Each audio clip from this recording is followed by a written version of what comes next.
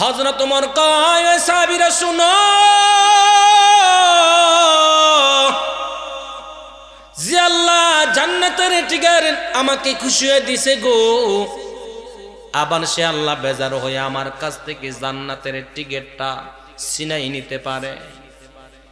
কারণ আমি কবরকে এত ভয় করি, কবরকে এত ভয় করি। নবী আমার বলেন, মৃত্যুর পরে মানুষের সামনে কয়েকটা ঘাটি হবে, তার মধ্যে প্রথম ঘাটি হইল কবর। যেই বান্দাটা কবরের মধ্যে শান্তির বিছানা পাবে গো, তার ভয় নাই, চিন্তা নাই। নবী বলেন, যে ব্যক্তি কবরের মধ্যে শান্তি পাবে, যে ব্যক্তি কবরের মধ্যে দয়া পাবে আমি আল্লাহর, ওই ব্যক্তির কোনো ভয় নেই, চিন্তা নাই। ওই ব্যক্তির হাসরের ময়দানে অন্যান্য ঘাটিগুলো তার জন্য সহজ হয়ে যাবে। অর্থাৎ কবরের মধ্যে আমার খাঁটি উম্মতরা যাওয়ার সাথে সাথে আমি আল্লাহ পাক আমার নবীর উম্মতের কবরকে বেহেশতের বাগান বানাই দিব। সে উমর কবরকে দেখলে বড় কান্ত, বলে কে উমর? যে হযরত উমর এমন একজন মানুষ যার মেজাজে, যার কথায় আল্লাহ পাক কোরআনের মধ্যে 18 জায়গায় কোরআন শরীফের আয়াত নাজিল করছে। 18 জায়গার বেশি হবে, এমন বরকতি একজন মানুষ। তো বলেন, হযরত উমরের চাইতে আমরা দামি? কয়দিন কানছেন? কয়দিন কানছেন? একদিনও তো না। বলে কাঁদবো তো দূরের কথা, দুনিয়া হইতো আমাদের শেষ হয় না। মসজিদের মধ্যে আজান হয়েছে, হাইয়া আলাস সালাহ। যুবক আল্লাহর বান্দা নামাজের মধ্যে যায়। 70 বছরের মুরব্বী লোকটা দোকানের মধ্যে বসে বসে টেলিভিশন দেখে, আছে না নাই? কত মজার টেলিভিশন দেখতেছে। 70 বছর বয়স, ডান হাতে 4 কাপ লাগায়, বাম হাতে সিগারেট টানে, আর চোখ দিয়ে কি মজার ছবি দেখে। যুবক ডাক দিয়া কয়, চাচা গু আসেন মসজিদের মধ্যে, আজান হয়েছে, নামাজটা জামাতে শহীদ পয়রা নেন। চাচা ডাক দিয়া কয়, যা তোর যাওয়া তুই যা, আমি যাবো। নামাজ শেষ, যুবক বার হয়ে এসে দেখে চাচা এখনো টেলিভিশন দেখতেছে। নিজের কানে শোনা ওই যুবক ডাক দিয়া কয়, হুজুর টাঙ্গাইলের মধ্যে ঘটনা শুনলাম। ও আল্লাহর বান্দা, ওই 70 বছরের বুড়াটা 3 দিন পরে মারা গেছে গো। বলে কোন সময় মারা গেছে? বলে টেলিভিশন দেখতে দেখতে মারা গেছে। সিনেমার মধ্যে কিন্তু হাসির কথা আছে, হাসি যে মারছে, হা করে আল্লাহর বান্দা মরছে। হাসপাতালের মধ্যে নিচে হা বন্ধ হয় না, জানাজার সময় হা করে রয়েছে। ওই যুবক ডাক দিয়া কয়, জীবনে বহু মানুষের মৃত্যুর দেহ দেখছি, বহু মানুষের লাশ দেখছি, কিন্তু তার মতন এমন বেকাব লাশ দেখি নাই। কেমন? তার দেখে আমার বড় ভয় লাগছে। দুনিয়ার মধ্যে কিছু মানুষের মৃত্যুটা মানুষকে দেখায় দেয় কেমন ভয়, কেমন ভয়। কিছু কিছু মানুষের চেহারা দেখলে বোঝা যায় ও ব্যক্তি মরছে, তার চেহারা সাক্ষী দেয় আল্লাহ তারে ক্ষমা করে জান্নাত দিয়ে দিছে, সাক্ষী দেয় চেহারা। এই কবরের জন্য কয়দিন কাঁদছ?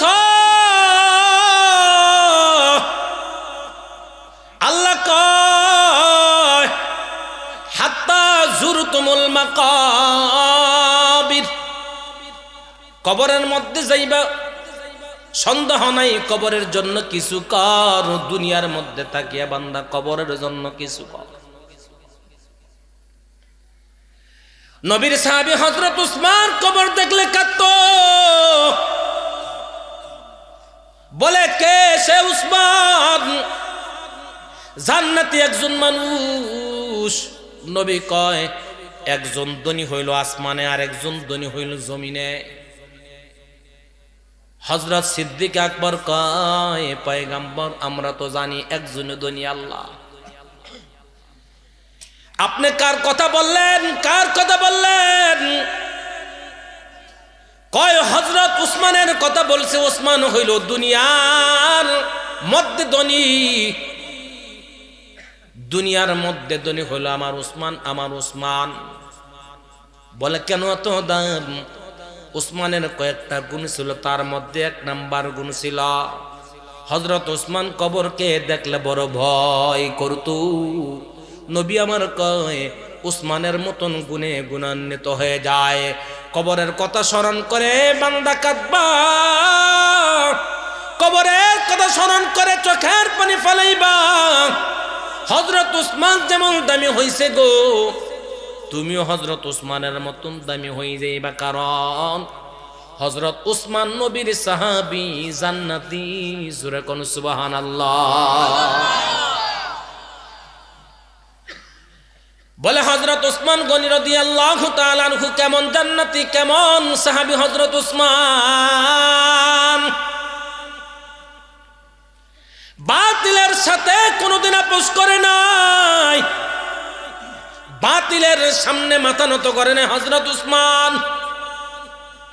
নিজের গর্দানের উপরে কাফেরের দুশমনেরা এসে আঘাত করে, তারপরে হযরত উসমান বাতিলের সামনে আঘাত করে না। বাতিলের সামনে হযরত উসমান মাথাটা নত করে না। আল্লাহ কয় হযরত উসমানের কত দাম, কত দামের জন্য কিয়ামত রাত পর্যন্ত হযরত উসমানের সিলসিলাটা আল্লাহ পাক দুনিয়ার জমিনে কায়েম রাখছে। বলে কেমন? হযরত উসমান গনি রাদিয়াল্লাহু তাআলা আনহু নিজের হাতে কোরআন শরীফ লেখছে, নিজের হাতে কোরআন শরীফ লেখা হযরত ওমর নিজে নিজে তেলাওয়াত করে, আল্লাহু আকবার। হযরত উসমান যখন নিজের হাতে কোরআন লেখা তেলাওয়াত করে, এই খবর মদিনায় চতুর্দিকে চলে গেল। হযরত উসমান গনির তেলাওয়াতের মধ্যে এত মজা, হযরত উসমানের তেলাওয়াত ওই সময় যেই মুশরিকান, যেই বেঈমানের কানের মধ্যে যাইতো, হযরত উসমানের তেলাওয়াত শুনে তারা দেরি করতো না, মুহূর্তের মধ্যে তারা কালমা পড়ে মুসলমান হয়ে যাইতো। হযরত উসমান কোরআন তেলাওয়াত করতেছে, চতুর্দিকে হযরত উসমানের বাড়িটার দেয়াল ছিল, দেয়াল। ইসলামের চূড়ান্ত দুশমনরা হযরত ওমরকে হত্যা করবে, মারবে, এমন একটা চিন্তাধারা নিয়ে তারা হত্যা করার উদ্দেশ্যে রওনা হয়ে গেল। গভীর ষড়যন্ত্র। বলে কেন, কি ব্যাপার, কি জন্য, কি হয়েছে? হযরত উসমান আমাদের কথা মানে না, হযরত উসমান আমাদের বিরোধিতা করে, এজন্য হযরত উসমানকে হত্যা করে ফেলব, দুনিয়ার জমিনে আর হযরত উসমানকে রাখা যাবে না। কি ব্যাপার, কি ব্যাপার? বলে আলেমরা হক কথা কয়, এজন্য আলেমদের হাতের মধ্যে হ্যান্ডকাপ লাগানো হয়। আলেমরা হক কথা কয়, মাসেরকে মাস, বছরকে বছর আলেমদেরকে জেলখানার মধ্যে বন্দী করা হয়। বলে কারণ কি? বলে এগুলা কারা করে? আগেও ছিল, যারা করছে ওই ইহুদি খ্রিস্টান নাসারাদের দালাল, ওই হিন্দু খ্রিস্টানেরা যারা ইসলামের চূড়ান্ত দুশমন, যারা আবু জাহেলের পা চাটা গোলাম, যারা আবু জাহেলের নেতৃত্বকে বিশ্বাস করে, যারা ফেরাউনের নেতৃত্বকে বিশ্বাস করে, যারা হামানের নেতৃত্বকে বিশ্বাস করে, তারা ছাড়া কেউ আলেমদের হাতের মধ্যে হ্যান্ডকাপ লাগাইতে পারে না। ঠিক কিনা জোরে কোন? হযরত উসমান গনিকে হত্যা করার জন্য চলে গেছে। হযরত উসমান গনি নিজে আল্লাহর কোরআন তেলাওয়াত করতেছে, চতুর্দিকে দেওয়াল টপকায়া হযরত উসমানকে হত্যা করার জন্য কাফেরের দলেরা চলে গেল, সাথে কিছু মুসলমান নামদারি, কিছু মুনাফিক মার্কা মুসলমানও চলে গেছে। বলে কি ব্যাপার? হযরত উসমান গনিকে হত্যা করার জন্য চলে যায়। কারণ কি? বলে কাফেরদের সাথে তাদের বন্ধুত্ব। বলে কেন? বলে তারা মুনাফিক। আল্লাহ বলেন ইন্নাল মুনাফিকিনা ফিদ দারকিল আসফালি মিনান নার ওয়া লান তাজিদা লাহুম নাসীরা। মুনাফিকদের জন্য জাহান্নাম। সাহাবায়ে কেরাম বলেন কেমন জাহান্নাম? সাহাবীদেরকে আমার নবী ডাক দেয়া বলে, তোমরা জানোনি ওয়ালাং তাজিদা লাহুম নাসীরা, সর্বনিম্ন স্তরের জাহান্নাম হলো মুনাফিকদের। বলে কেন? যে মুনাফিকদের দ্বারা ইসলামের যত ক্ষতি হয়েছে, মুনাফিক দ্বারা যারা ইসলামের যত ক্ষতি হয়েছে, অত ক্ষতি মুশরিক কাফের বেঈমানদের দ্বারা হয় নাই। এজন্য আল্লাহ পাক মুনাফিকদের জন্য বড় জাহান্নাম। জোরে কোন নাউজুবিল্লাহ।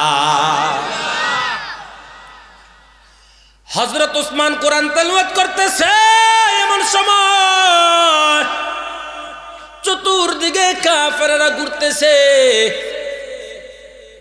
হযরত ওসমানের কাছে আমার নবীজির কলিজার টুকরা দুটি কন্যা সন্তান তো আমাদের সামনে আসবে, ঠিক না বেঠিক? অস্বীকার করার কোনো রাস্তা আছে না। যে অস্বীকার করে মনে করতে হবে তার ভিতরে মানুষত্ব নাই, এ পাগল। কারণ পাগল ছাড়া, মাতাল ছাড়া মৃত্যুকে অস্বীকার করতে পারে না। কারণ মৃত্যু আমাদের সামনে অবশ্যই আছে।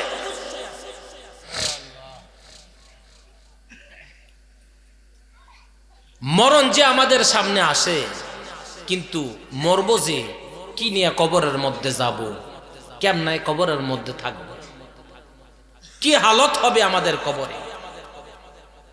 আল্লাহ এই কথাই সূরাতুত তাকাসুর, তাকাসুর শব্দের অর্থ হলো প্রাচুর্যর মহাব্বত, দুনিয়ার মহাব্বত, দুনিয়ার সম্পদের মহাব্বত।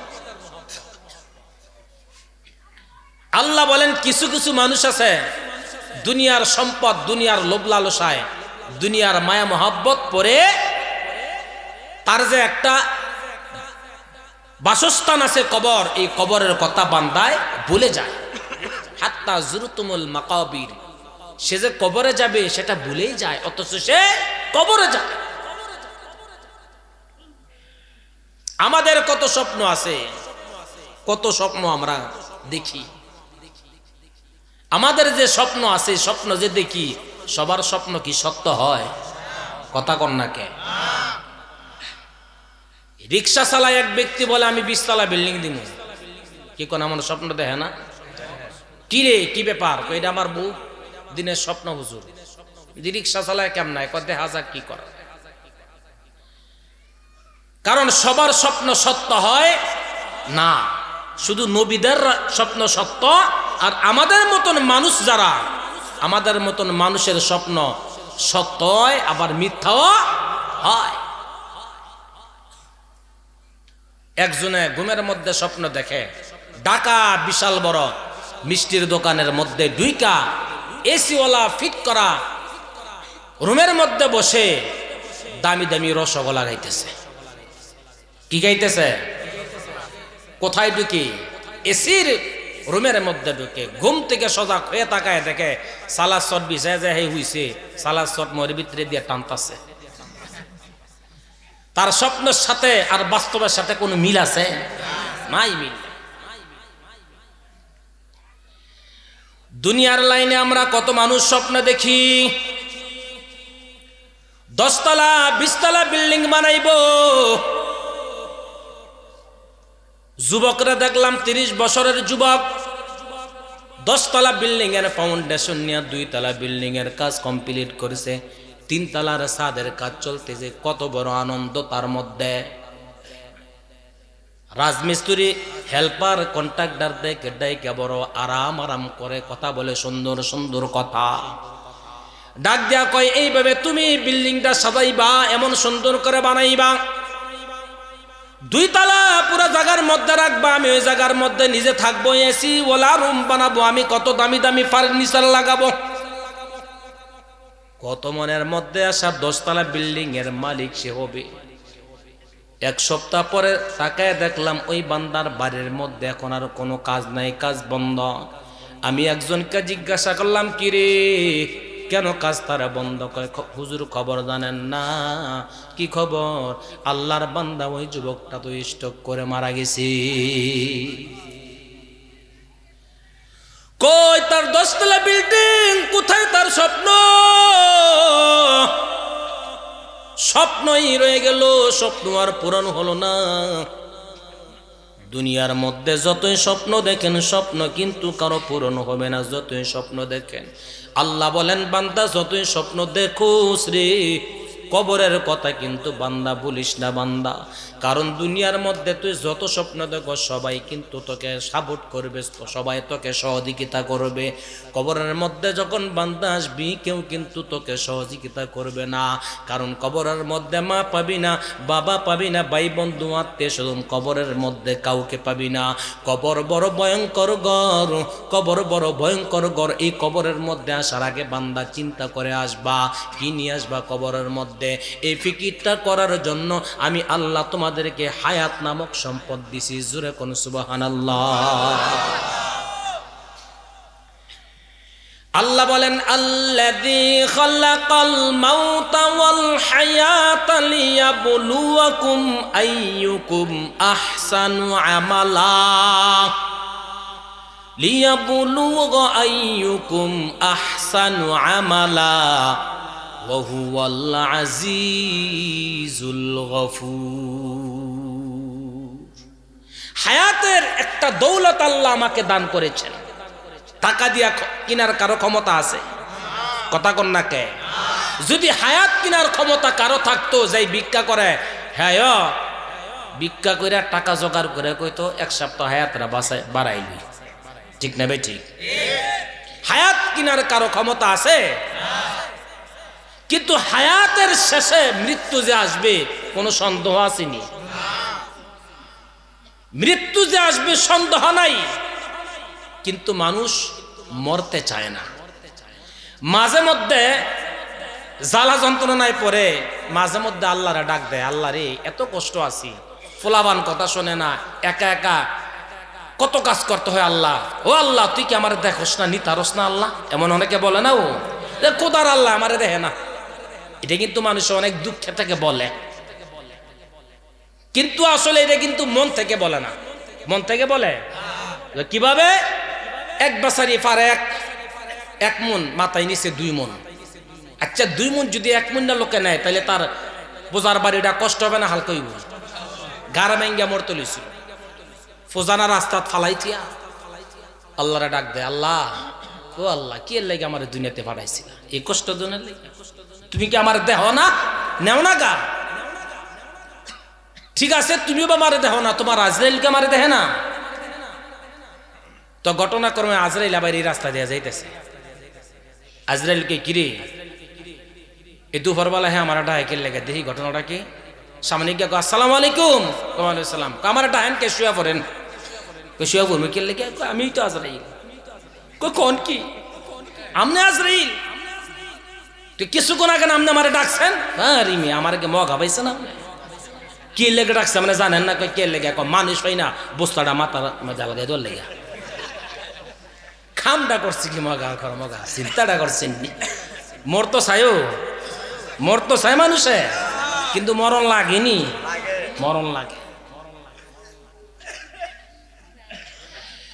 মরণ থেকে যত পালাও মরণ তোমায় লবে গিরি, মরণ থেকে যত পালাও মরণ তোমায় নিবে গিরি। যদিও সুদূর আকাশ পানে লুকাও সেটায় লাগাই সিঁড়ি। নদী পথে নৌকা চালাও ওহে মাঝি ভাই, বেলা ডুবার আগে আমি উপার উড়তে চাই। ডুবে গেলে বেলারে আর সে তো ওঠে না, ভেঙ্গে গেলে মেলারে আর সে আর জমবে না। ভেঙ্গে গেলে মেলারে আর সে আর জমবে না। দুনিয়ার হায়াতের জিন্দেগি কত সময় কত জায়গায় গুনাহ করে কাটাইলেন, চিন্তা করলেন না? এ যুবক ভাই, রাতের অন্ধকারে কত গুনাহ করলা, ফেসবুক টানতে টানতে রাত্র 3টা 4টা বাজায় পালাইলা। একটু চিন্তা করলা যে আমার মতন কত যুবক কবরের জমিনের মধ্যে চলে গেছে, একদিন আমিও তো কবরের মধ্যে চলে যাব। আমার দাদা চলে গেছে, দাদার বাবা চলে গেছে, বড় বাবার নাম এখনো অনেক মানুষ আছে জানে না। কত মানুষ আছে বড় বাবার নাম জানে না, কই গেল বড় বাপ? বড় বাবার জানাজার নামাজের মধ্যে ছিলাম, কিন্তু কেমন মুসলমান হয়েছি অনেকে বড় বাবার নামটাও জানা না।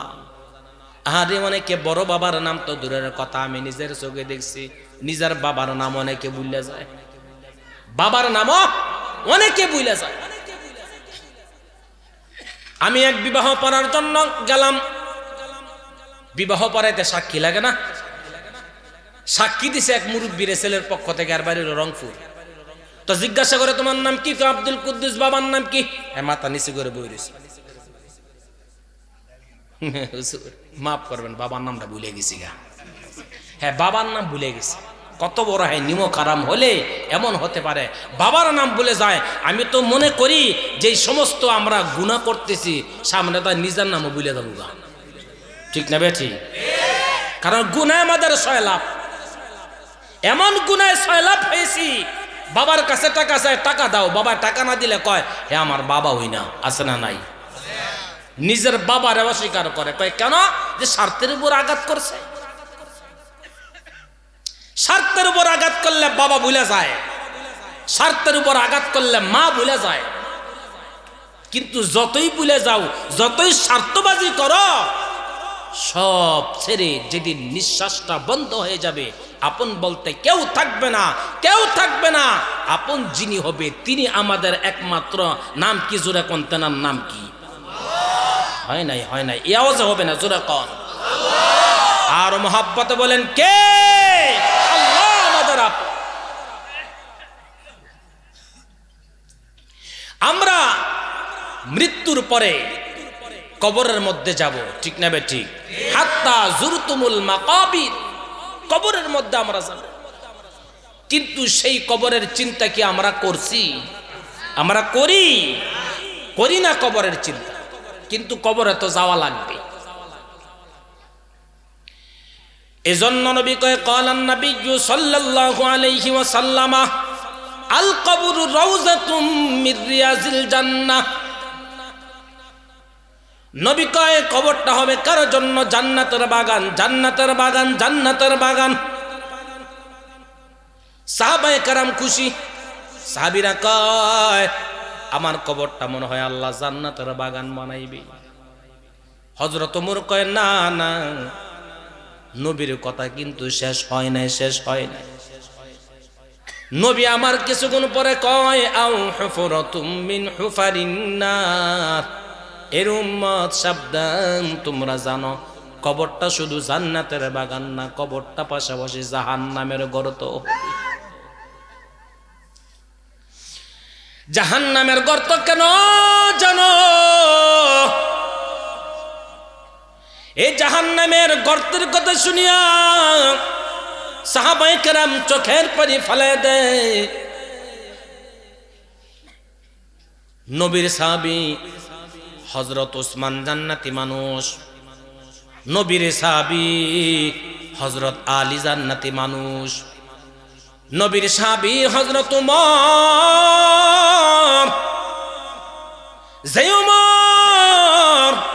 যে উমরকে আমার আল্লাহ বড় পছন্দ করত, যে উমরকে আমার আল্লাহ বড় মহাব্বত করত, যে উমরের সম্পর্কে আমার নবী কয় লাউ কানা মিন বাদি নাবিয়্যান লাকানা উমর। আমি নবীর পরে নবী নাই, যদি আল্লাহ কাউকে নবী বানাইতেন হযরত ওমরকে নবী বানাইতেন। এমন বড় দামি সাহাবী হযরত ওমর। হযরত ওমর রাস্তা দিয়ে যখন যাইতো, কবর সামনে দেখলে চোখের পানি ফালাইতো। হযরত ওমরের কান্না দেখিয়া সাহাবায়ে কেরাম কাঁদতো আর বলতো ওমর গো। নবী কয় হযরত ওসমানের মতন দামি কেউ নাই, আমার কলিজার টুকরা হযরত ওসমান। শুধু তাই নয়, নবী বলেন প্রত্যেক নবীর সঙ্গে জান্নাতের মধ্যে একজন বন্ধু থাকবে গো, আর আমি নবীর সঙ্গে জান্নাতের বন্ধু থাকবে আমার সাহাবী হযরত ওসমান। জোরে কোন সুবহানাল্লাহ। হযরত ওসমান কুরআন তেলাওয়াত করতেছে, চতুর্দিকে কাফেররা ঘেরাও করে ফেলেছে হযরত উসমানকে। ধারালো তলোয়ারি দিয়ে হযরত উসমানকে গাড়ের মধ্যে আঘাত করলো। নবীজির কন্যা নিজের স্বামীকে বাঁচানোর জন্য হাতটা বাড়াই দিয়েছে গর্দানের উপরে। নবীর কন্যার 4টা আঙ্গুল একেবারে কেটে আলাদা হয়ে গেছে। হযরত উসমানের গর্দানের মধ্যে তলোয়ারি ধরছে। হযরত উসমান আল্লাহর কোরআন পড়ে, ইন্নামাল মুমিনুনা আল্লাযীনা ইযা যুকিরাল্লাহ ওয়াজলাত কুলুবুহুম ওয়া ইযা তুলিয়াত আলাইহিম আয়াতুহু যাদাতুহুম ঈমানা। আল্লাহর কোরআনের আয়াত যখন হযরত উসমান পড়তেছি, এমন সময় মুনাফিকদের ইমানের মধ্যে আল্লাহ বরকত দিয়ে দিয়েছে, তাদের ইমান বেড়ে গেছে। কারণ কোরআন যারা দিলের কানে শুনে তাদের ইমান বাড়ে যায়। মুনাফিকরা চলে যায়, কিন্তু বেঈমানের গোষ্ঠীরা হযরত উসমানের গর্দানের উপরে তলোয়ারের আঘাত করতে লাগলো। হযরত উসমান কোরআন তেলাওয়াত করতেছে, আর গাড়ের ঘাড় কেটে কেটে রক্তের ফুটাগুলা টকবক টকটক করে পড়তেছে কোরআনের উপরে। তারপর বাতিলের সামনে হযরত উসমান মাথা নত করে না। হযরত উসমান কোরআন, রক্তমাখা কোরআন নিয়ে হযরত উসমান জমিনের মধ্যে পড়ে গেল। বেঈমানের গোষ্ঠী হযরত উসমানকে শাহাদাতের তামান্না পান করাই দিল। এখনো হযরত উসমান গনি রাদিয়াল্লাহু তাআলা আনহু রক্তমাখা কোরআনটা এখনো পর্যন্ত মদিনার মধ্যে পাওয়া যায়। অনেক হাজী সাহেব আছে হযরত উসমানের কোরআনের রক্তের দাগটা দেখতে চায়।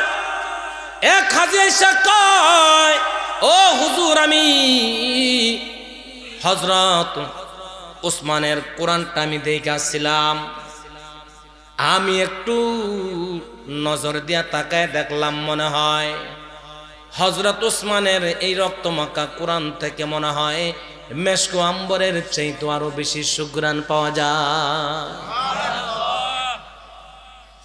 জান্নাতুল বাকির মধ্যে যখন গেট দিয়ে ঢুকবেন, ডান দিক দিয়ে ঢুকলেই প্রথম কবর। এই প্রথম কবরটাই হলো হযরত উসমান রাদিয়াল্লাহু তাআলা আনহুর কবর।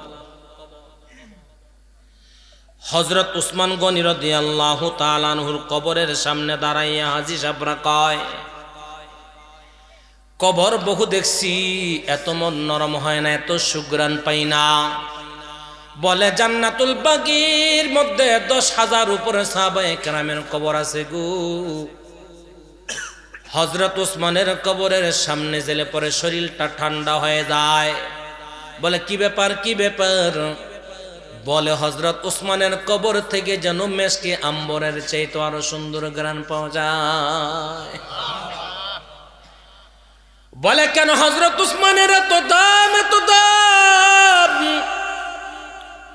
হযরত উসমান কবরকে ভয় করত গো। হযরত উসমান কবরের কথা চিন্তা করে মাঝে মধ্যে চোখের পানি ফালায় কাঁদতো। এজন্য আল্লাহ বলেন, হাত্তা জুরতুমুল মাকাবির, কবরের কথা চিন্তা করো, কবরের মধ্যে তুমি যাইবা, কি নিয়ে যাইবা একটু নিজে নিজে মাঝে মধ্যে জিজ্ঞাসা করিও। তুমি বান্দা যত বড় দামি হও না কেন রে, তুমি কিন্তু আবু বকরের চাইতে বেশি দামি হও নাই। তুমি কিন্তু হযরত ওমরের চাইতে বেশি দামি হও নাই। তুমি কিন্তু আবু বকর হযরত আলীর চাইতে বেশি দামি হও নাই। তুমি কিন্তু হযরত উসমান গনির চাইতে বেশি দামি হও নাই। হযরত আবু বকর জান্নাতি মানুষ, জান্নাতের টিকিটটা আল্লাহ নবীর মাধ্যমে দিছে। সে আবু বকর গভীর রাত্রিতে উঠা জান্নাতুল বাকির মধ্যে সামনে দাঁড়াইয়া দাঁড়াইয়া কাঁদতো। জান্নাতুল বাকির কবরের পাশে যাদের বাড়ি ছিল তারা কয়, এমন জোরে জোরে কেউ কাঁদে রে।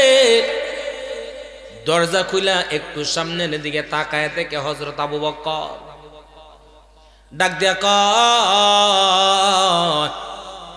কি জন্য রে আবু বকর তুমি কাঁদো, কারণটা কি? নবী না কইছে তুমি জান্নাতি মানুষ, তোমার মতন দামি কেউ নাই। হযরত আবু বকর ডাক দিয়া কয়, শুনো, দুনিয়ার মধ্যে কত আমার আপনজন আছে গো,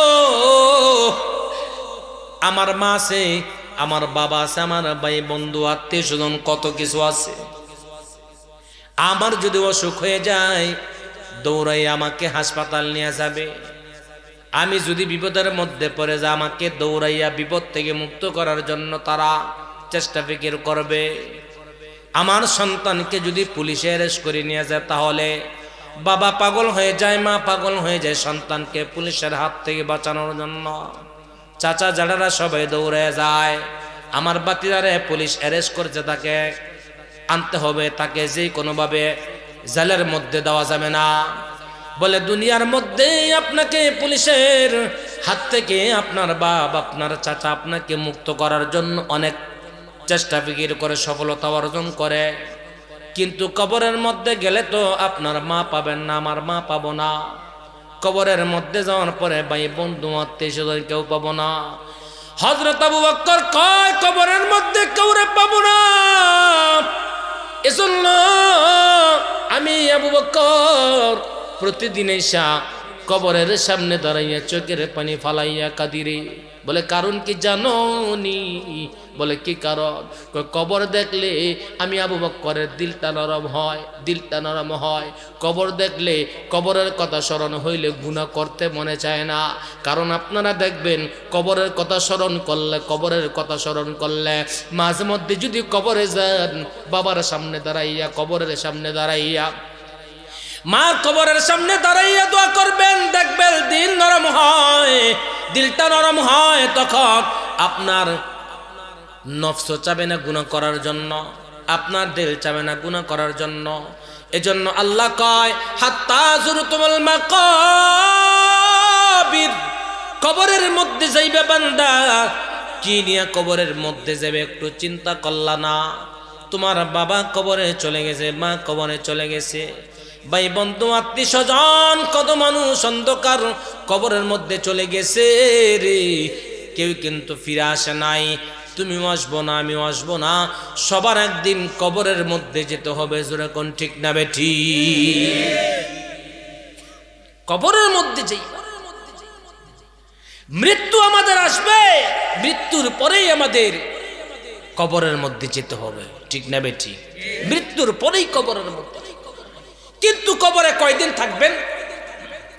বলে সর্বনিম্ন 40,000 বছর। কয় বছর? জোরে কম। 40,000 বছর। আর হায়াতের জিন্দেগি কয়দিন? কথা কন না কে? 50-60 বছর। কত কিছু করি, কত কিছু করি।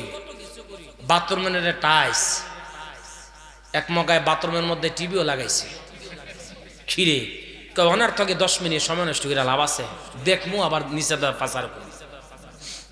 বিশ্বাস করতেন না, আমি গেছিলাম সিলেট ওয়াজ করতে, তো আমার এক রুমের মধ্যে বসাইছে, সিলেট লন্ডন এলাকা বসাইছে। পরে আমার এক হুজুরিটা, আপনি বসেন, আপনার বয়ান 9:30 থেকে 10টায়, ঠিক আছে?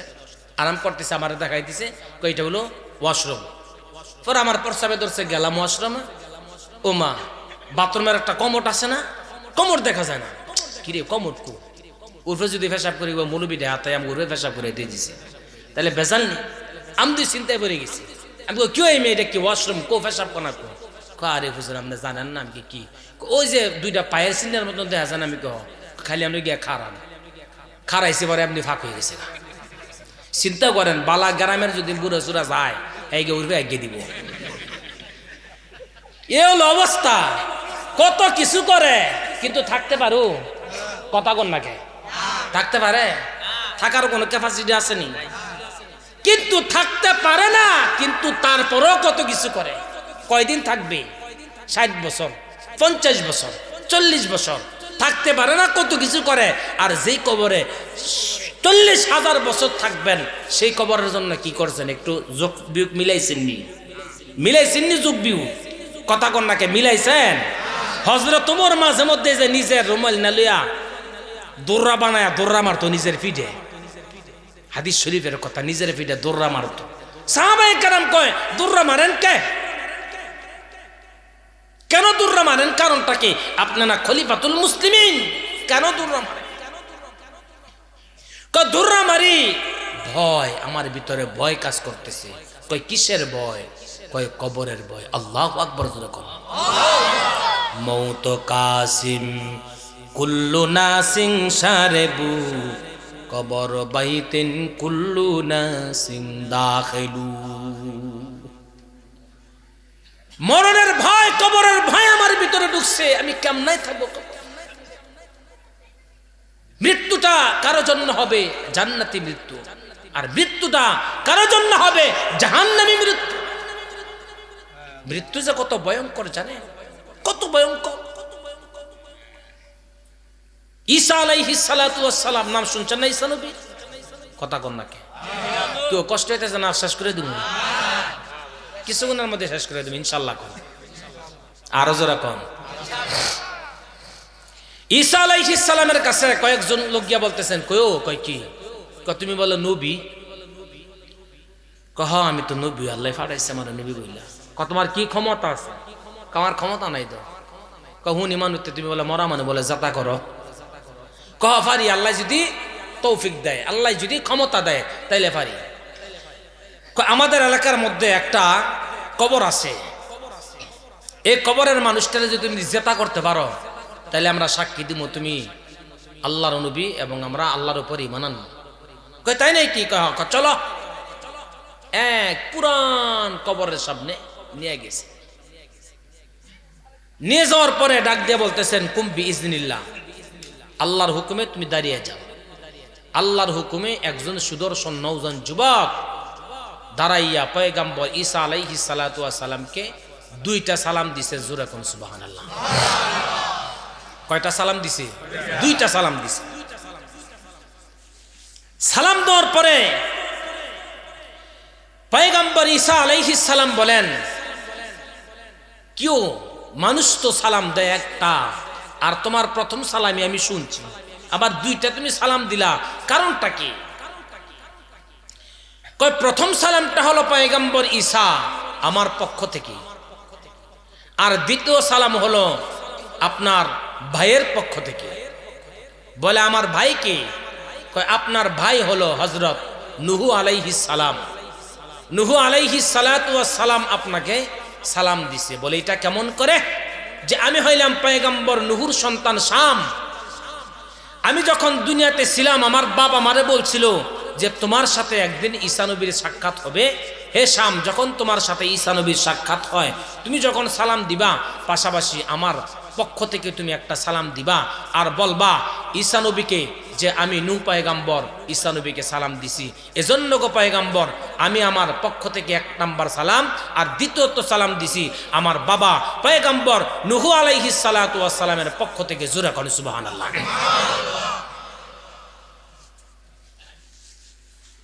পয়গম্বর ঈসা আলাইহিস সালাতু ওয়াস সালাম ডাক দিয়ে বলতেছে, যুবক কয়দিন এই কবরের মধ্যে তুমি আছো? কয়দিন আছো কবরের মধ্যে? ঈসা আলাইহিস সালাতু ওয়াস সালামের কথা শুনিয়া যুবকটা শাম থর থর করে কাঁপতে লাগলো। ডাক দিয়ে বলতেছে, পয়গম্বর ঈসা গো, আমি 1 বছর 2 বছর 3 বছর কবরের মধ্যে নয়, দীর্ঘ আমি 4500 বছর কবরের মধ্যে অবস্থান করতেছি। পয়গম্বর ঈসা আলাইহিস সালাতু ওয়াস সালাম বলে 4500 বছর তুমি কবরের মধ্যে অবস্থান করতেছ, তাহলে তোমার কবরের মধ্যে কি হালত? এই কথা শোনার পর, পয়গম্বরের কথা শোনার পর হযরত শাম, কোন মুফাসসির বলেন হযরত শাম ছিল নবী, কেউ বলে নবী ছিল না। হযরত শাম চোখের পানি ফালাইয়া থর থর করে কাঁপতে লাগলো। ঈসা আলাইহিস সালাতু ওয়াস সালাম ডাক দেয়া কয়, কি জন্য তুমি কাঁপো? কারণটা কি? কাঁপার কারণটা কি বলো, শুনতে চাই আমি। পয়গম্বর ঈসা কয়, বলো কি জন্য তুমি কাঁপো, কারণটা কি? ঈসা আলাইহিস সালাতু ওয়াস সালামের কথা শুনিয়া শাম ডাক দিয়ে কয়, নবী ঈসা শুনেন, ৪৫০০ বছর আগে যখন আজরাইল আমার বাড়ির সামনে যখন চলে আসে, যখন আজরাইলকে আমি দেখছি, আজরাইলের রূপটা দেখি আমার কলিজাটা একেবারে সাথে সাথে ফাইটে গেছে। আমার কলিজাটা ফাইটে গেছে। আমি আজরাইলের রূপ জীবনে কোনোদিন বহু মানুষের রূপ দিছি, বহু ভয়ঙ্কর জানোয়ারের রূপ দেখছি গো, এত ভয়ঙ্কর রূপ আর কোনোদিন আমার জীবনে দেখি নাই। এজন্য আজরাইলের রূপটা দেখিয়া আমার কলিজাটার সাথে সাথে ফাইটে গেছে। আমি আজরাইলকে ডাক দিয়ে বললাম, আজরাইল ভাই, আমাকে নিতে আইছেন, আমাকে নিতে আইছেন। আপনার রূপটা দেখে আমার কলিজা ফেটে ফেটে একেবারে চৌচির হয়ে গেছে গো। আজরাইলকে দেখিয়া আমার দেহের ভিতরে যে রুহটা আছে, রুহটা চতুর্দিকে দৌড়াদৌড়ি করতে লাগলো। দৌড়াদৌড়ির এক পর্যায়ে আমার রুহটাকে তারা দিল আজরাইল। তারা দেয়া ক্যাঙ্গুলের মাথার মধ্যে আমার রুহটাকে নিয়ে আসলো। রুহটাকে যখন ক্যাঙ্গুলের মাথা দিয়ে নিয়ে আসছে, নিয়ে আসার পরে রুহটাকে এমন জোরে টান দিয়ে বের করছে। ৪৫০০ বছর হয়ে যায়। এই কষ্টটা আজ পর্যন্ত কবরের মধ্যে আমি আছি, মৃত্যুর কষ্টটা আমি শাম বলতে পারি না। জোরে কোন সুবহানাল্লাহ। এ পয়গম্বর ঈসা শুনেন, এত কষ্ট লাগছিল গো আমার। বলে কেমন কষ্ট লাগছিল? বলে একটা মরা বকরির বাচ্চাকে যদি, একটা জিন্দা বকরির বাচ্চাকে যদি টেনে টেনে তার চামড়াটা যদি উল্টো দিকে ছোলা হয়, যেমন কষ্ট লাগে, তার চাইতে কোটি কোটি গুণ বেশি কষ্ট লাগছে আমার কাছে। পয়গম্বর ঈসা আলাইহিস সালাতু ওয়াস সালাম ডাক দেয়া কয়, কাঁপো কেন? কয় কারণ কি? আমি এজন্য কাঁপতেছি, আল্লাহ পাক ৪৫০০ বছর আমাকে কবরের মধ্যে রাখছে গো। এই কবরের মধ্যে আল্লাহ পাক আমাকে ভালোই রাখছে, তবে আমি এজন্য কাঁপতেছি। আপনার ডাক পাইয়া আমি সালাম দিলাম, সালামের উত্তর আপনি দিলেন, আমি এজন্য ভয় পাইতেছি, না জানি আমার আরেকবার জান কবজা হয়। আমার আরেকবার যদি জান কবজা হয়, ওই কষ্টের জন্য আমি থর থর করে শাম কাঁপতেছি। জোরে কোন সুবহানাল্লাহ।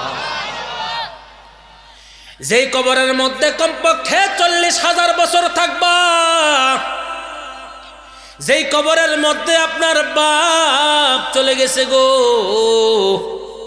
বাবার কথা বলতে পারেন না, বাবার কথা বলতে পারেন না। চোখ যখন বন্ধ করে দেন, চোখের সামনে বাবার চেহারাটা চোখের সামনে বাইসা ওঠে। কত কষ্ট করলো আমার বাপ, দিনকে দিন না খাইয়ে আপনাকে বড় করলো। এমনও বাবা আছে সন্তানের ভবিষ্যতের কথা শুনিয়া নিজের জমি বিক্রি করে দিয়ে সন্তানকে মানুষ বানাইল। এমন আদরের বাবাকে কবরের মধ্যে নামাইলেন। এখন আপনি কত টাকার মালিক, কিন্তু আপনার বাবা তো আপনার সুখ দেখা যাইতে পারে না। চোখ বন্ধ করলে বাবার চেহারা বাইসা যায়। কেমনে বাবা হাটের মধ্যে যাইতো, মার চেহারা চোখের সামনে বাইসা যায়। কেমনে মা রান্না করে খাওয়াইতো, কেমনে মা কথা বলতো। দুনিয়ার মধ্যে যত আপন পাবেন, মার মতন বাবার মতন আপন আর পাওয়া যায় না। আমি দেখছি মাহফিল করে যখন হোটেলের মধ্যে ঢুকছি, রাতের বেলায় 1টা বাজে খাবার খাবো, আমার পাশে একজন 28 বছরের যুবক আর একজন 50-60 বছরের মুরব্বী, ভাবলাম বাপ ছেলে, তবে কিছুক্ষণ পরে শিউর হলাম বাপ ছেলে। বাবা ডাক দে বলতেছে, সন্তান কি খাইবা? সন্তান কথা বলে না, মোবাইল টিপতেছে। মিসারকে ডাক দেয়া কয়, মিসার ভাই কি আছে? বলে ইলিশ মাছ আছে আর ডাল আছে। বলে এক কাজ করো, আমার সন্তানকে ইলিশ মাছটা দাও, আমাকে ডাল দাও। আমি তাকে দেখলাম বাবা ডাল দিয়ে ভাত খায়, সন্তানকে ইলিশ মাছ দেখা হইলো। কেমন বাপ, কেমন বাপ! ওই বাবারে যারা হারাইছেন আর জীবনে কোনোদিন পাইবেন না, এমন মাকে যারা হারাইছেন আর কোনোদিন মাকে পাইবেন না। এমন আদরের দাদাকে যারা হারাইছেন কোনোদিন আর পাইবেন না। আজকে এই মাহফিল থেকে মা বাবার জন্য অন্তর করে দোয়া করে যাবেন। যদি মা থাকতো, ওই বারোটি বাজার থেকে গিয়ে আঙ্গুর ফল কিনে না খাওয়াইতেন। বাবা যদি থাকতো, বাবারা ফল কিনে না খাওয়াইতেন। কিন্তু তারা নাই, তাদের জন্য কিছু কাজ করার জন্য নবী বলছেন। বলে কি কাজ? যে ভালো ভালো কিছু নেক কাজ করে তাদের জন্য কিছু হাদিয়া পাঠাও, বকশিশ পাঠাও।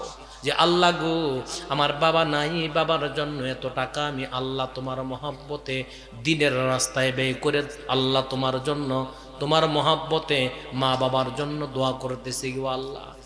নবী আমার কয়, কোন সন্তান যদি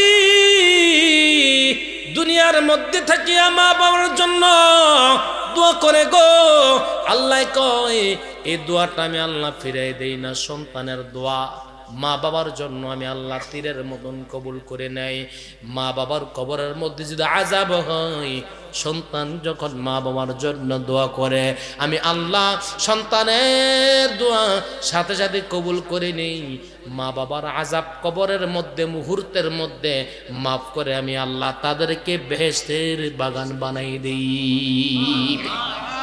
या इलाही मुझसे मुझको दूर करो, ताकि देखो मुझ में तुझको एक नजर।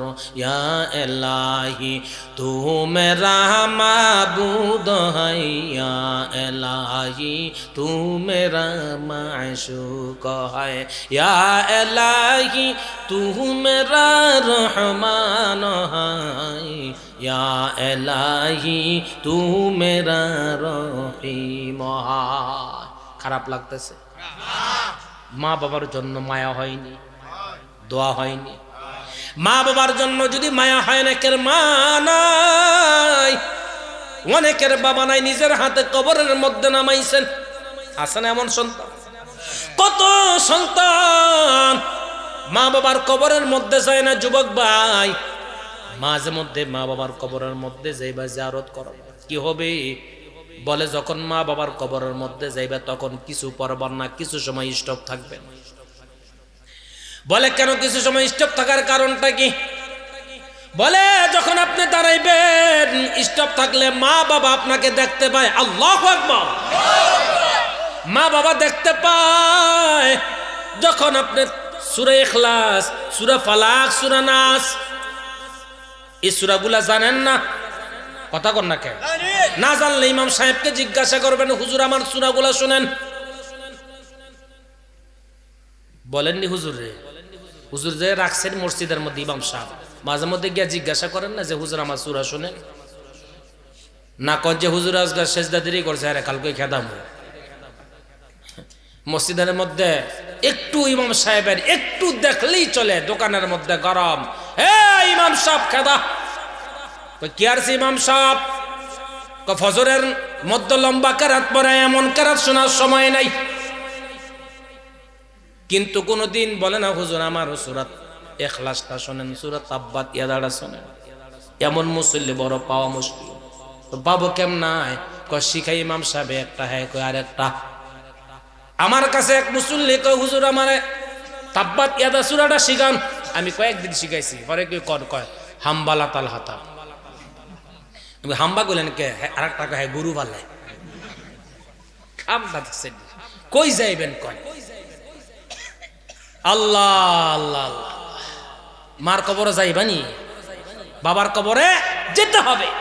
তো মা বাবার জন্য কিছু পাঠানোর দরকার আছে না নাই? জোরে কোন। যদি থাকে তাহলে অল্প কিছু সময়ের জন্য আমাকে বলছে ঈদগাটা অনেক সুন্দর হয়েছে, আমার কাছে দেখে ভালো লাগছে, আলহামদুলিল্লাহ কোন।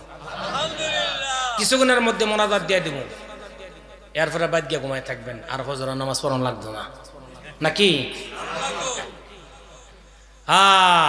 এই ওয়াজ মাহফিল শুনে যদি ফজরের নামাজ না পড়েন এক পয়সারও মূল্য নাই, ঠিক না বেটি?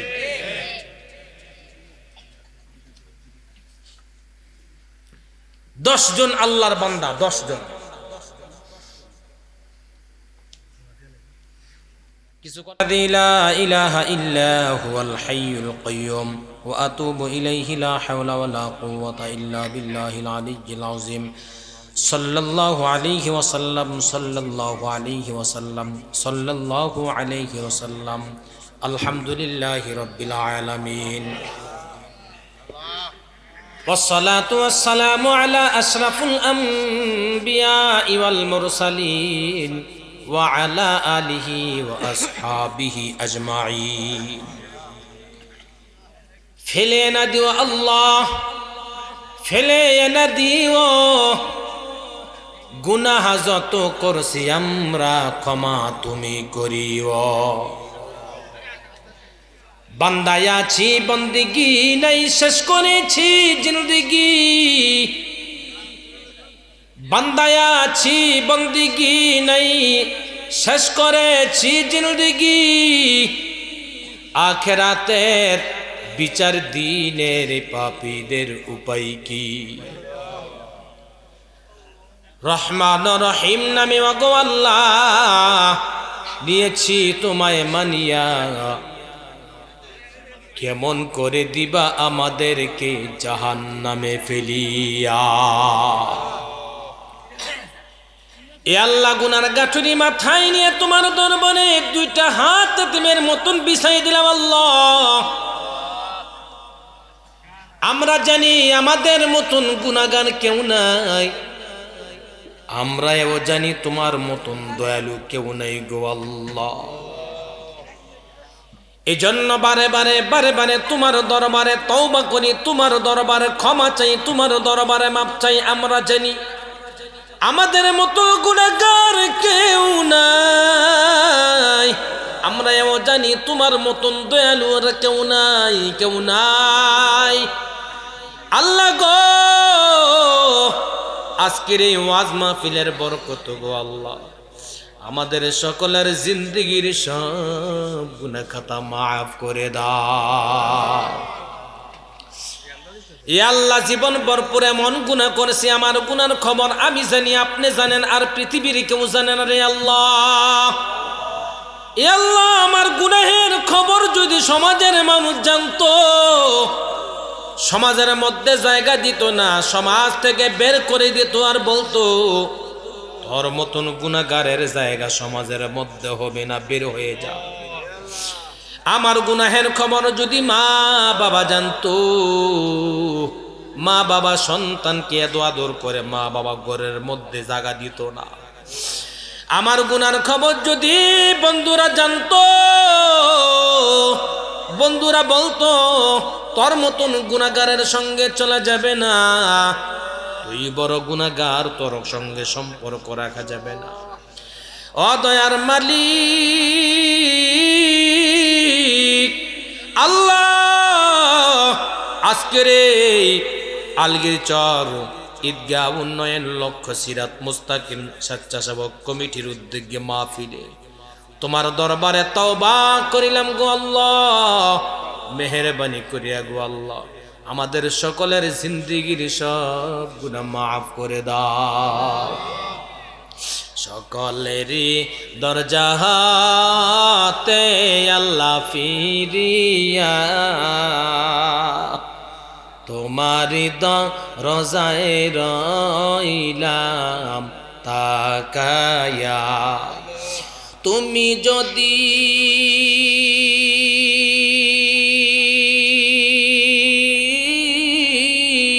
মাফ না করো আল্লাহ আল্লাহ বান্দারে বলো তোমার বান্দা যাবে কার কাছে। রব্বুল আলামিন আল্লাহ আমাদেরকে মাফ করে দিছো। এই খবর যদি মদিনাওয়ালা নবী শুনতে পায়, আমার নবীর আনন্দের আর কোনো সীমা থাকবে না রে আল্লাহ। আমাদের নবীকে আর কাঁদায় না গো। আমাদের নবী ৬৩ বছর কাছে এখনো সোনার মদিনায় শুয়ে কাঁদে। আল্লাহ গো, আমাদের নবীকে খুশি করার লক্ষ্যে আমাদের জিন্দেগির সব গুনাহ মাফ করে দাও আল্লাহ। এ আল্লাহ, আমাদের মা বাবার জীবনের গুনাহ মাফ করে দাও। আমাদের দাদা দাদি নানা নানির জীবনের গুনাহ মাফ করে দাও রব্বুল আলামিন। এখানে কত মুসল্লি হাজির হয়ে গেছে গে আল্লাহ। অনেকের মা নাই, বাবা নাই, এতিম হয়ে তোমার দরবারে 2টা হাত বিছাই দিছে গো আল্লাহ। ও মালিক, যারা মাকে দেখতে পারবে না,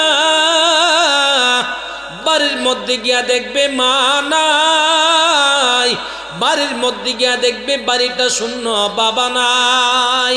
যেই ঘরের মধ্যে বাবা ঘুমাইতো, যেই ঘরের মধ্যে মা ঘুমাইতো, সেই ঘরটা এখনো আছে, কিন্তু আদরের মা নেই, বাবা নাই। আল্লাহ গো, আজকের মাহফিলের বরকতে মা বাবার কবরকে তুমি মাওলায় বেহেশতের বাগান বানাইয়া দাও রব্বুল আলামিন। আল্লাহ, যাদের মা বাবা বেঁচে আছে আল্লাহ, নবী কয় মা বাবার খেদমত করে হেরে আমার উম্মত।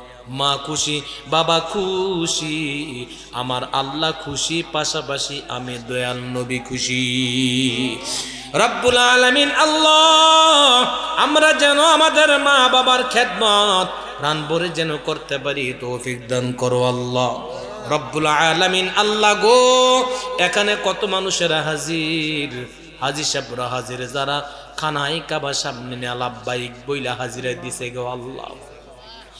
খানায় কাবাকে সামনে নিয়ে বলছে লাব্বাইক আল্লাহুম্মা লাব্বাইক লা শারীকা লাকা লাব্বাইক ইন্নাল হামদা ওয়ান নি'মাতাকা লাকা ওয়াল মুলক লা শারীকা লাকা লাব্বাইক। ও আল্লাহ, আমি হাজির, এই খানায় কাবার সামনে আসছি আল্লাহ। এমন বরকতি মানুষ নিয়ে তোমার দরবারে হাত তুলেছি, আলেম ওলামাদের কিনে হাত তুলেছি, মুরব্বী বাবাজিদের কিনে হাত তুলেছি, আমার কলিজার টুকরা যুবক ভাইদের কিনে হাত তুলেছি, পর্দানিশীন মা বোনদের কিনে হাত তুলেছি। আল্লাহ গো, জানি না কার মনে কি আশা, আল্লাহ গো মেহেরবানি করে সকলের মনের নেক আশা তুমি মাওলাই পুরা করে দাও রব্বুল আলামিন। আল্লাহ, আমাদের মধ্যে অনেকে অসুস্থ, সুস্থ করে দাও, অনেকের অভাব তুমি মাওলাই দূর করে দাও, অনেকের চাকরি নাই, চাকরি দাও, অনেকের দোকানদারি করে দোকানদারির মধ্যে বরকত দাও, অনেকে চাকরি করে চাকরির মধ্যে উন্নত দাও, কেউ বা বিদেশ গমন করেছে আল্লাহ সুখে শান্তিতে থাকার তৌফিক দাও রব্বুল আলামিন। আল্লাহ, অনেকের সন্তান নাই, ছেলে নাই, ছেলে দাও, মেয়ে নাই, মেয়ে দাও আল্লাহ। তুমি মাওলায় আমাদের সকলের নেক মাকাসাত পুরা করিয়া দাও আল্লাহ রব্বুল আলামিন। বিশেষ করে গো আল্লাহ, সিরাতে মুস্তাকিম এই কমিটিকে আল্লাহ তুমি ইসলামের জন্য কবুল করো আল্লাহ রব্বুল আলামিন। এই কমিটি যেন হযরত ওমরের মতন কর্ম করতে পারে তৌফিক দান করো আল্লাহ রব্বুল আলামিন। প্রত্যেকটা যুবকের জিন্দেগির সব গুনাহ মাফ করে দাও আল্লাহ। যুবকদেরকে তুমি নামাজিওয়ালা বানাইয়া দেও, যুবকদেরকে তুমি মা বাবার খেদমত করনেওয়ালা বানাইয়া দেও আল্লাহ। ও মালিক, এই ঈদগাহকে তুমি কবুল করিয়া নেও আল্লাহ গো। ঈদগাহর যত হাজত আছে আসমানি খাজানা থেকে তুমি পুরা করার ব্যবস্থা করিয়া দাও রব্বুল আলামিন। বিশেষ করে আল্লাহ, আলগিরচর গ্রাম থেকে কত মানুষ অন্ধকার কবরের মধ্যে চলে গেছে। একজন একজন করে যদি নাম বলি মালিক, শেষ হবে না গো আল্লাহ। আল্লাহ গো, মেহেরবানি করিয়া আলগিরচরের কবরস্থানটাকে তুমি মাওলায় বেহেশতের বাগান বানাইয়া দাও। মা বোনদের কিনে হাত তুলেছি আল্লাহ। অনেক মা বোনের স্বামী নাই, অনেক মা বোনের মা বাবা নাই গো আল্লাহ। ও মালিক মেহেরবানি করে মা বোনদের যাদের মা বাবা স্বামী অন্ধকার কবরে প্রত্যেকের কবরকে জান্নাতের বাগান বানাইয়া দাও মা বোনদেরকে পর্দা নিশি বানাইয়া দেয় 5 ওয়াক্ত নামাজ পর্দার ভিতরে থাকিয়া পড়ার তৌফিক দান করো আল্লাহ রব্বুল আলামিন স্বামীর খেদমত করার তৌফিক দিয়ে দাও আল্লাহ রব্বুল আলামিন আল্লাহ এই মাহফিলকে তুমি কবুল আর মঞ্জুর করিয়া নাও আল্লাহ গো প্রতি বৎসরে বৎসরে যেন এমন মজমা জমাইতে পারে তৌফিক দান করো আল্লাহ অত্র এলাকার মধ্যে খাস রহমতের বরকত দিয়া দেও আল্লাহ প্রত্যেকের ঘরে ঘরে তুমি শান্তি দিয়া দেও আল্লাহ অশান্তি তুমি দূর করে দাও আল্লাহ রব্বুল আলামিন আল্লাহ গো আমি গুনাহগার আমার সঙ্গে আলেম ওলামারা হাত তুলেছে গো আল্লাহ জানি না কার মনে কি আশা ও মালিক মেহেরবানি করিয়া গো আল্লাহ আমাদের সকলের নেক আশা তুমি মাওলায় পুরা করিয়া দাও রব্বুল আলামিন আল্লাহ নবীজির ওসিলায় আমাদের সকলের মোনাজাত কবুল করিয়া নাও या इलाही मुझसे मुझको दूर कर ताके देखा मुझ में तुझको एक नजर या इलाही तू मेरा माबूद है या इलाही तू मेरा माशूक है या इलाही तू मेरा रहमान है या इलाही तू मेरा रहीम है रब्बुल आलमीन अल्लाह যেদিন এই দুনিয়ার সব ছেড়ে একা একা যখন সাদা কাপড়ের প্যাকেট হয়ে যাব গো আপন বলতে কেউ থাকবে না গো আল্লাহ সবাই হবে পর সন্তানের লাশের সামনে দাঁড়াইয়া বাবা কাঁদবে বাবার লাশের সামনে দাঁড়াইয়া সন্তান বাবা বাবা বাবা বলে চিৎকার মেরে কাঁদবে মসজিদের খাটটা যখন বাড়ির সামনে চলে যাবে গো আল্লাহ চিরদিনের জন্য এই গাড়ির মধ্যে উঠাইয়া আমাকে বিদায় দিবে আপন বলতে কেউ থাকবে না মালিক ওই দিন আপন হবে না আমার আল্লাহ ওই দিন আপন হবে আমার নবী গো ওই দিন আসার আগে আমাদেরকে আপনি পবিত্র বানায় দেন আল্লাহ ওই দিন আসার আগে আমাদেরকে খাঁটি বান্দা বানায় দেন আল্লাহ ওই দিন আসার আগে আমাদেরকে নবীজির খাঁটি উম্মত বানাইয়া দেন ওই দিন আসার আগে আমাদেরকে পবিত্র বানায় দেন আর আমাদের সকলের অঙ্গে প্রত্যঙ্গে পশমের গোড়ায় গোড়ায় জবানে জারি করে দেন লা ইলাহা ইল্লাল্লাহু মুহাম্মাদুর রাসূলুল্লাহ।